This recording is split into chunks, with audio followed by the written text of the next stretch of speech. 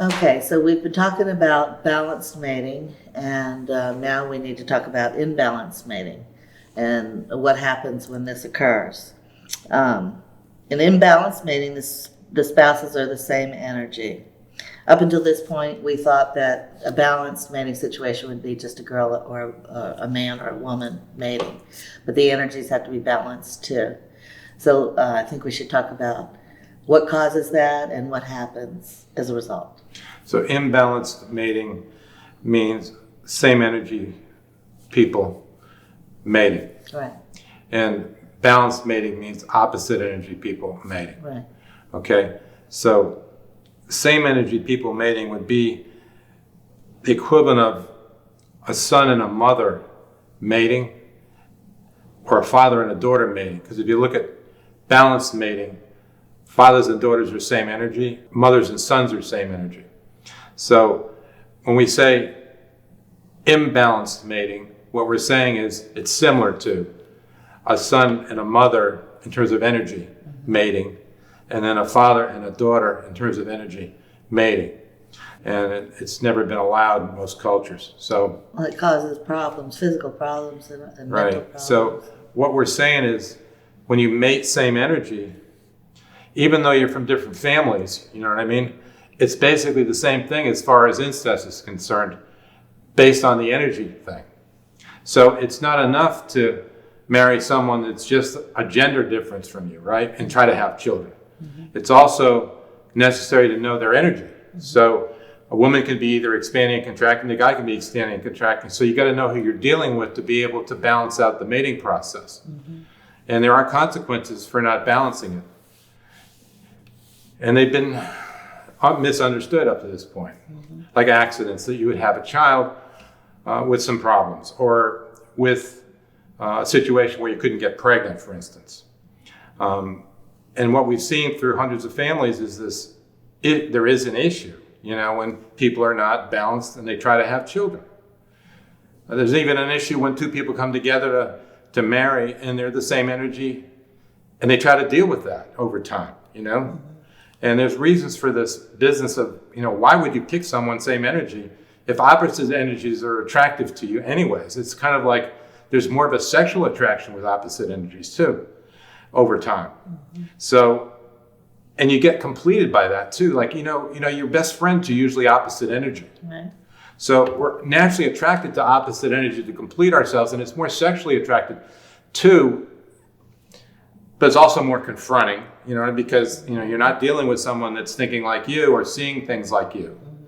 So it would be more of a confrontation to deal with opposite energy people and dealing with day-to-day stuff. More conflict perhaps would be present, with these two people trying to deal with each other, especially if they don't have distinctions for, one seeing what the other one's not seeing and all that kind of thing. Mm-hmm. So why would people marry like that? Why would people even begin to have a relationship like that? That's the question, and we can get into that. Mm-hmm. In your situation, the first marriage you had was a same energy marriage. You're contracting, mm-hmm. and the person you married was contracting, mm-hmm. and there's a reason why you were attracted to each other in terms of being together at that point in your lives. Mm-hmm. And could you explain that? Well, like when I look back over my childhood, over the boys that I had crushes on and things like that, like knowing the distinction now and looking back, I think as a child, I was attracted to boys that were the same energy as me. And, as you have seen, that I think, because my father was not really a nurturing kind of person. And so I was looking for that, same kind of energy, someone that made me feel good about myself, Mm-hmm.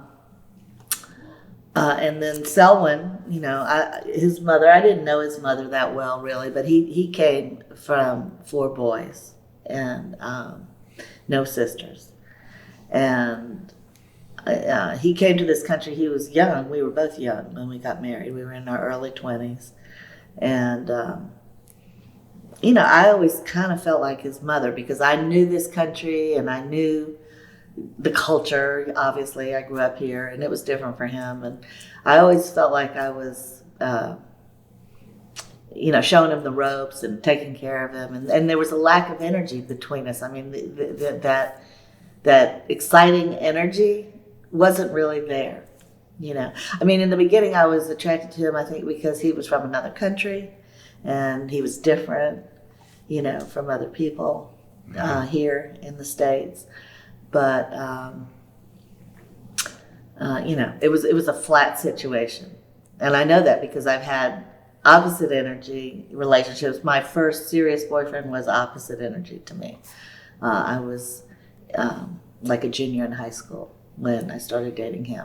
So I've had experience, and that was a good experience. But then when I got out on my own, and the first couple of adult relationships I had that were expanding, they weren't good for me. Like the space that I was in was not really appropriate to me, and so I had a bad experience with it. But does that answer your question? Yeah, so, I mean, in your situation, you didn't have a nurturing father. Mm-hmm. And based on all brothers on his side, Mm-hmm. the mother wasn't as nurturing as she needed to be to have daughters. Yeah, she was, she was very dominant in the way, everybody did the way she wanted. Right. So, Everybody, her husband, whatever Yeah. she wanted. so the outcome of that is all girls on your side with a dominant father and all boys on his side with a dominant mother. Right. So that creates an imbalance in the family, obviously, So Yes. in your situation, you had no brothers. Well, actually, yeah, and we grew up in the same situation where it was an imbalance of energy in my family with 5 contracting people and my mother who was expanding, and he obviously grew up with the same thing. 5 contracting people. His father was the only expanding energy, and his father was a very laid back person. It was kind of like it was fine with him that everybody else ran the show, pretty much. Mm-hmm. So neither one of you had a brother. Like you didn't have a brother and he didn't have a sister. Right. All right. So you didn't have anything to understand what an opposite energy relationship would be like because it was so imbalanced. You never had a brother. Right. In a normal mating situation, brothers and sisters are opposite energy. That's right. And that's the opportunity for them to recognize, what would be a possible mate for them one day because they have that experience with that opposite energy sibling. My younger sister had the same situation. She married a boy that came from all boys when she was young, like in her early 20s. Mm-hmm. She had the same situation as I did, and but it didn't work for her either. So was that an opposite energy situation, or? I really don't know. I didn't know him that well. She was in school. There was 8 years between us. I was out working, and she was in college. But what you knew was a contracting situation, and he represented what you were familiar with. So for contracting people, they're accustomed to something. You know what I mean? Mm-hmm. That particular thing, and that's what they expect. Yeah. So the energy that he was in his dominated situation there, his mother-dominated situation was contracting, and the situation you're familiar with was contracting. So it was familiar to you to be in this situation. Yeah. So that would be an example of, perhaps why some people would do that, because again, you're looking for the nurturing of a father, and he's looking for the nurturing of a mother, which is same energy. Right. So plus it was a familiar situation. Right, to both of you. Right. And you felt comfortable in that situation. Now, I've seen also situations where people get into an opposite energy relationship and get threatened by it. In other words, say the expanding person is into something that the contracting person is not willing to participate in, Right. They have their world over here, their job, their profession, and this expanding person has their job, their profession, and everything else. And what's natural is for the contracting person to be pulled into the space of the expanding person. So in these situations where the contracting person would feel like, I don't want to be in this situation, being pulled into this playing field. You had that situation. Yeah, they don't want to be in it because they feel like their identity is being threatened, by being around this person. And it's true. There's a definite pull into that space. And what would show up is, I don't want to go there. I mean, I have my life the way I want it. And that would also come from a situation where her father, for instance, never gave her a feeling of being loved and appreciated because the father wasn't capable of it. So again, she was looking for something that would make her feel more at ease than being in an opposite energy relationship where I'm into something or whoever it is into something different than what that contracting person is really all about. So they're trying to maintain their identity, as individuals, right? And their way of doing business and the way they get their everything. And then there's this bigger space sitting over here, and they don't want to be part of that. So you can see the parents drifting apart. And then after that, you see, in reaction to that feeling that a contracting person would get of being pulled into someone's space that they don't want to be part of, they would tend towards wanting again to go to a situation that was safer, which would be a choice for a contracting person. In other words, go get another contracting person that has similar interests. Well, that's really interesting because prior to my relationship with my first husband, I was in a very bad expanding contracting relationship. Right. And it was confronting, and it was just a bad situation. It was a space you didn't want to be in. Right. And then now that I think about it, in my reaction, it could have been that I went the other way. Right. Like the pendulum swings, you know? To go back to a safe situation. Right. I mean, I've been around that situation myself, but I don't want to get into too many things all at the same time here. So the idea of it is,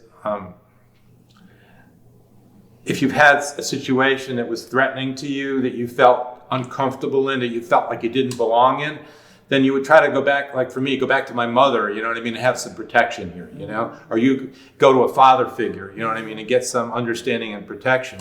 And we tend to mate same energy after that, or not even get married or whatever, but we tend to go in that direction to get someone, that will do that for us. So,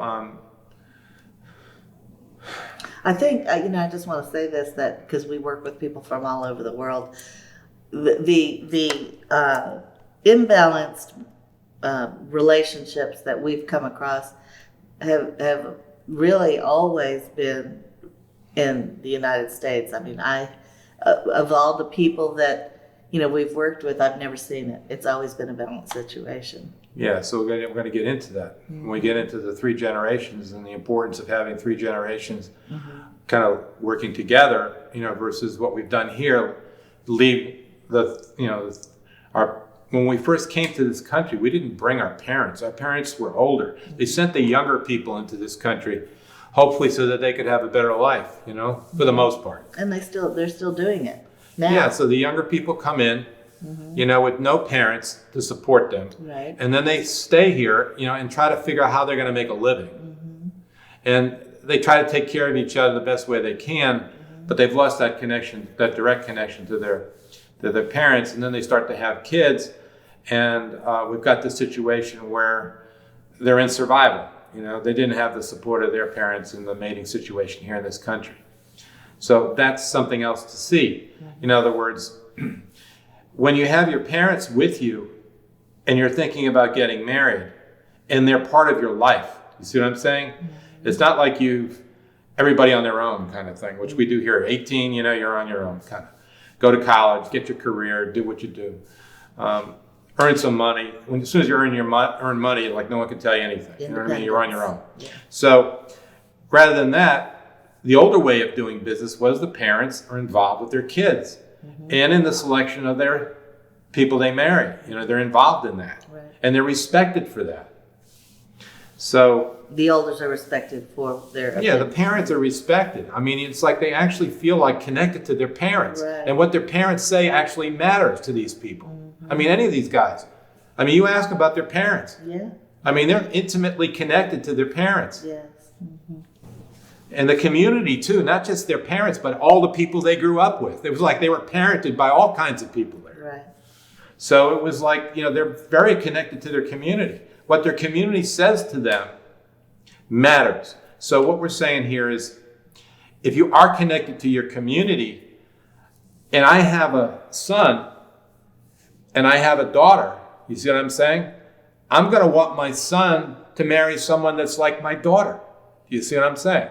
I mean, I love my daughter, I love my son, so I'm naturally wanting someone that reminds me of, gives me the same feeling, you know what I mean, as far as my daughter goes, to marry with my son. So if he brings someone to me that doesn't allow for that to happen, I'm not going to be okay with it. Well, and it's unconscious.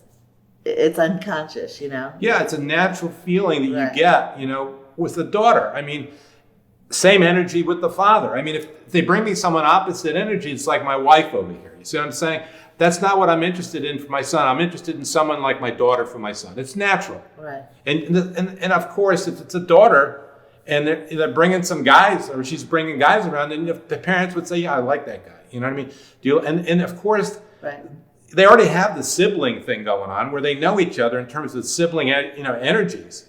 So not only do we have the parent that, that would be part of their lives, suggesting, I like this one, not this one, if it comes down to that.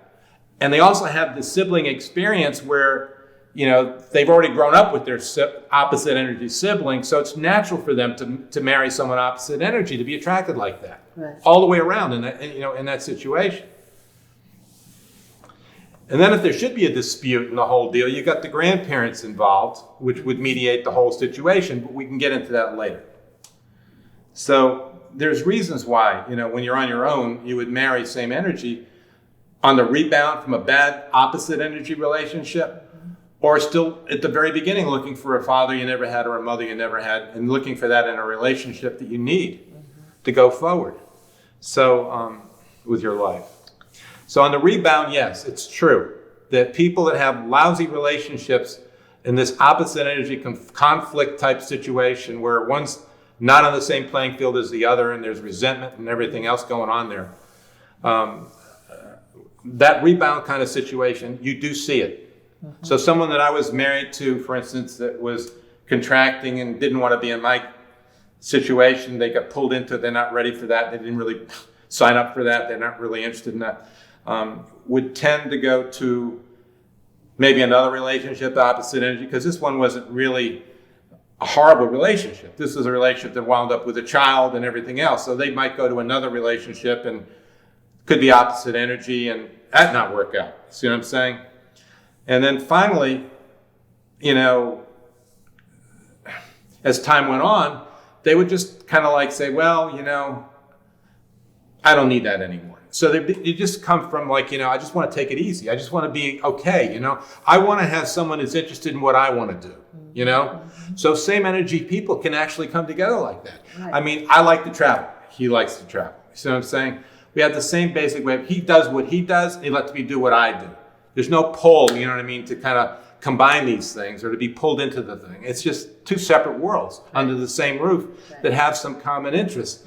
And in some cases, that's a good life for them. I mean, that's a simple, good life for them. But of course, it's not balanced. It's not healthy. It's not the kind of thing that that allows you to grow and develop. But it's still something that is soothing in a way. You know what I mean? To wounds that have occurred in the past. So there's that going on too. So the consequences of this. It's one thing, like I said, to have a same energy relationship when the point of it is not to mate and have children, all right? But there's another situation where you actually try to mate, same energy. And you didn't know the difference because all you know is she's a woman and I'm a man and we need to have kids. We love each other.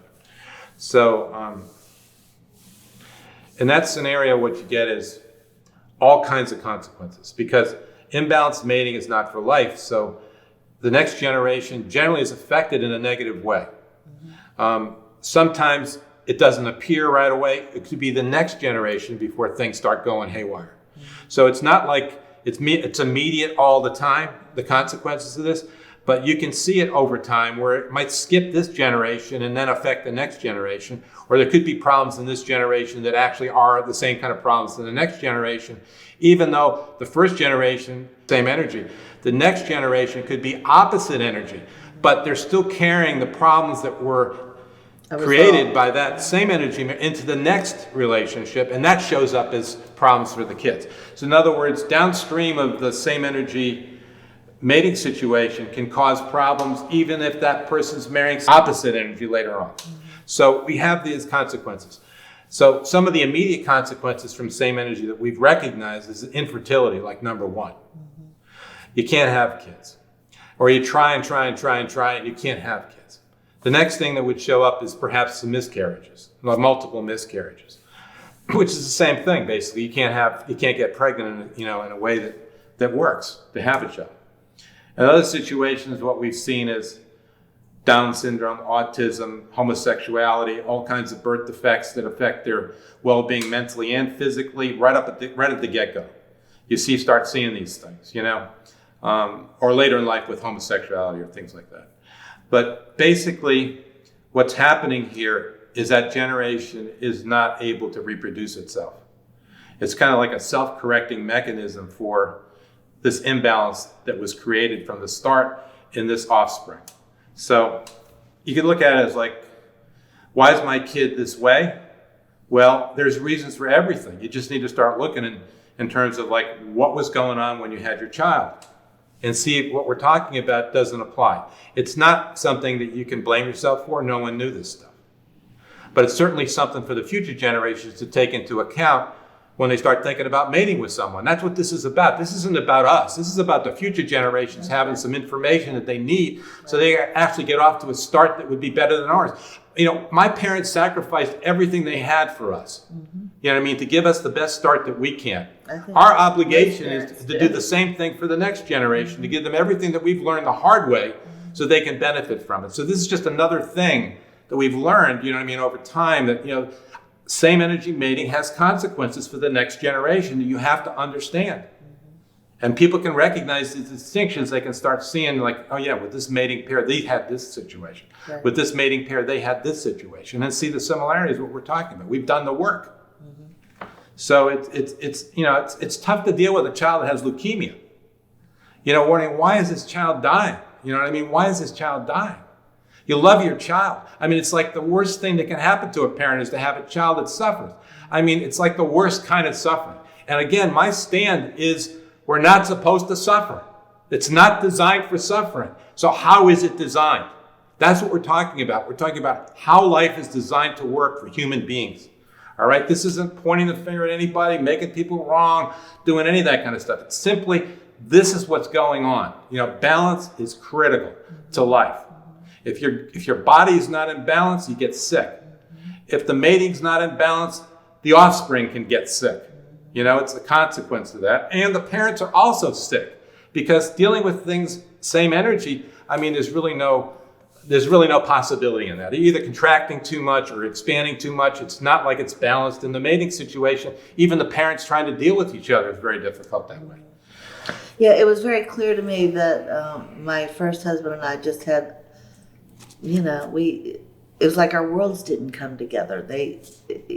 So as a result of being in that situation, what I was looking for at the time that I met you, actually, was someone who was in my profession, someone I could share my life with. That's what I was hoping for. But the profession that I was in, there was not a lot of heterosexual males in that field. So, it wasn't that available, And so then when I met you, I was confronted with, whether or not I wanted to be on your playing field. Mm-hmm. That was... Right. You decided that ultimately you had similar interests in people and food. Right. And that had been going back a long way. Right. And the timing was right. I was kind of...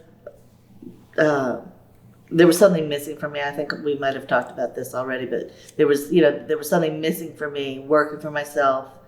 Even though I could, financially it was okay. There was just, It was missing. I was thinking about going to work for somebody else at the time. So timing sometimes is everything. Yeah. You know.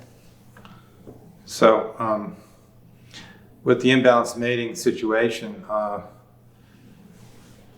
there's something there to recognize. That's what we're talking about, you know, and realize that it's just not okay. So I've heard these stories. I love him. It doesn't matter. I mean, these kinds of things. Well, it does matter. Yeah. All right. I got news for everybody. Yeah. It matters. So, you know, you got to be thinking about something other than yourself to have children. Yeah. You got to be thinking about their well-being. So the research has to be done. People have to be able to distinguish what we're talking about in themselves, their families, their friends, and everything around them, so that it becomes clear who's the expanding one and who's the contracting one. You know, when people don't have this distinction, it's kind of like no explanation is possible. Right. You know, when you have the distinction, no explanation is needed. You just know it. I mean, that's an expanding person. I feel it. I'm around them. I can tell by everything about this person. Right. You know what I mean? It's like it's no mystery. That's right. It's only a mystery to people that don't have the distinction. That's the frustrating thing about it, because once you have it, it's so clear. But when you don't have it, it's so unclear. You know? I mean, to me, it's so obvious, you know, but it's not obvious because I lived 40 years of my life where it wasn't there. You know what I mean? And I was suffering the whole time from my feelings about, you know, being separate from life and not being good enough and all these kinds of things. Who am I? How am I supposed to fit in? You know, am I doing things correctly or not? You know, I mean, I was just always in doubt of myself. And basically there was fear present, you know, of the world around me. You know what I mean? What was going to happen to me, you know? And, you know, only when I understood my starting point did I actually get to the point where I felt like connected. I felt like confident or something, you know what I mean? And, you know, and then recognizing these differences allowed me to go to the airport and not feel uncomfortable. I mean, look, I'm at the airport. There's a million people here, but they're either one or the other. You know what I mean? I can feel related to the people around me in a way I never could before. So I'm less inhibited. I can be more of who I can be. It's freedom to be. That's really what it is. Right. So with, you know, with this same energy situation, there's also some other sides to this too. I mean, same energy mating can produce people that have genius of their own types. Yeah. In other words, very creative people, off the charts in terms of who they are. They got this same energy people in this child. I mean, this child's actually attempting to balance two same energy parents, you know. He's opposite energy to both. So in that situation, he doesn't even have a parent that's same energy to that person, right? So gender confusion is one of the things that starts to show up. Like, if my father is opposite me, and my mother is like me, you know what I mean, in terms of energy. That's different than having both parents opposite me, all right? I really don't know who I am. I'm pulled in two directions. With my father and mother, I'm pulled in my father's direction. Opposite energy attracts, right? So I'm pulled into the male line, you know? And I'm not pulled into the female line, I'm pulled into the male line. But if you've got two people sitting here that are the same energy, you get pulled in two directions. You get pulled in both the male line and the female line. So you have gender confusion for lots of people. They don't know who they are. Am I a male in a female body, or am I a female in a male body? I don't know what's going on. So this kind of being pulled in the two directions at the same time is one of these things that's going on here with the same energy. Well, and it's more prevalent than ever, really. Yeah, I mean, you don't know who you are, you know what I mean, in terms like that. In one scenario, the balanced mating scenario, you know who you are. You're pulled into the male line. Or if you're a girl, you're pulled into the female line. You're opposite your mother, you're pulled into that line of females that are generationally balanced. But when you have both parents, same energy, opposite their child, the child's pulled in both directions. And they're not able to function in a normal heterosexual manner in some cases. Right, but we were talking about also their energy, sometimes highly, highly creative people. Yeah, they're highly charged as a way of just thinking about it a little bit. They'd be highly charged, you know, coming out of same energy mating.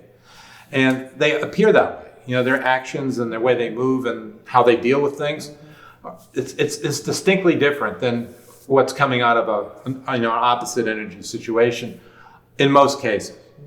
Again, you can't say every time it's going to be a certain way because there's many consequences of same energy mating. Many things can happen. But, in some cases, you do see it, that it's obvious. These people are highly charged individuals. And, it's kind of like that. But their creativity in many cases is amazing. In the arts, there's many people like that. In any area, there's the possibility of like Genius. extraordinary Genius. right, coming out of that. But it's not something you'd want to intentionally go for.